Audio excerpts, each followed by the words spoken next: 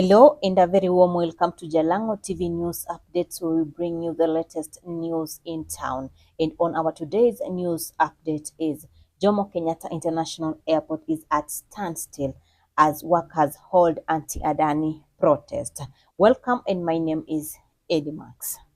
Hundreds of travelers are stranded at the Jomo Kenyatta International Airport after staff at the crucial transport hub donned their tools over the controversial plans by the government to lease the airport to Indian company Adani Enterprises. On Tuesday evening, the Kenya Airport Workers Union (KAU) said the government has not shown goodwill after their last series of talks regarding the planned lease, and as such will proceed on strike beginning Wednesday midnight, September 11, 2024. The industrial strike action is starting at 12 a.m. The government has not been straightforward, and they are not genuine. They have not provided us with all the documents that we demanded. All we want is that the government stop the Adani deal, KAU Secretary General Mos Ndiema said. Thus far, the government has only revealed that in the deal, the Indian firm will upgrade the airport, including the construction of a second runway and new passenger terminal under a 30-year build, operate, transfer (BOT) contract. Barely a week ago, the workers had threatened to go on strike, but later rescinded the plans after engaging the government at a high-stake meeting held at the State House. Among the key concerns they raised included the presence of strangers, purported to be Adani's employees who have been moving around JKIA in the company of Kenya Airport Authority's senior security personnel. These unknown persons, they said, were engaged in unknown activities, including taking photographs of various installations and carrying out stock assessment exercises, which the workers suspected to be related to the advancement of the lease program.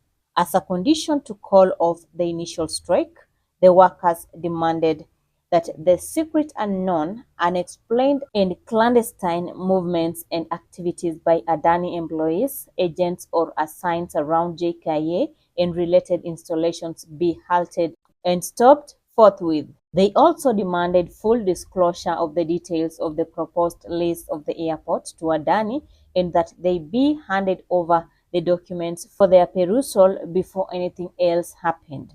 These documents, they said, would inform their meaningful contribution to the public participation phase of the project. The workers also demanded the stopping of the intended travel of a delegation of 16 people to India in a mission to progress the leasing of the airport to Adani until the stakeholder and public participation exercise is completed and Kenyans have signaled their approval of the project. These demands, Mr. Ndiema said, were their irreducible minimum conditions to withhold their intended strike action, which they temporarily postponed for a week, effective immediately September 2nd, 2024, as they awaited the receipt of the documents they requested. In the event that the above conditions are not met, we shall proceed to reinstate the strike with immediate effect, the KAU boss said.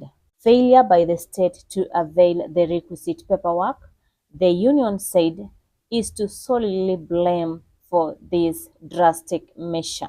This move by the airport staff also comes barely a day after the High Court temporarily halted the proposed leasing of the airfield following a suit filed by the Kenya Human Rights Commission (KHRC) and the Law Society of Kenya (LSK) at the High Court.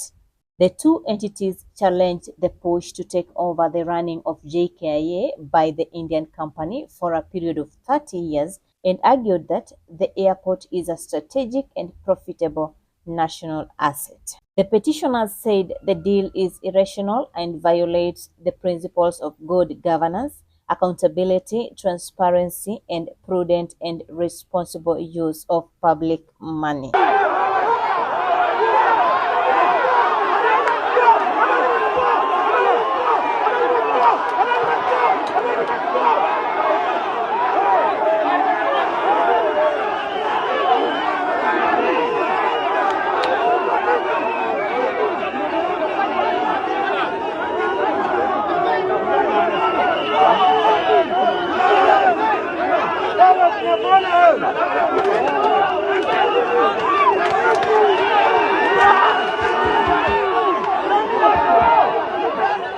Thank you so much for tuning in to Jalango TV News Updates. My name is Eddie Max. Don't forget to subscribe to Jalango TV. Remember, this is your number one online TV.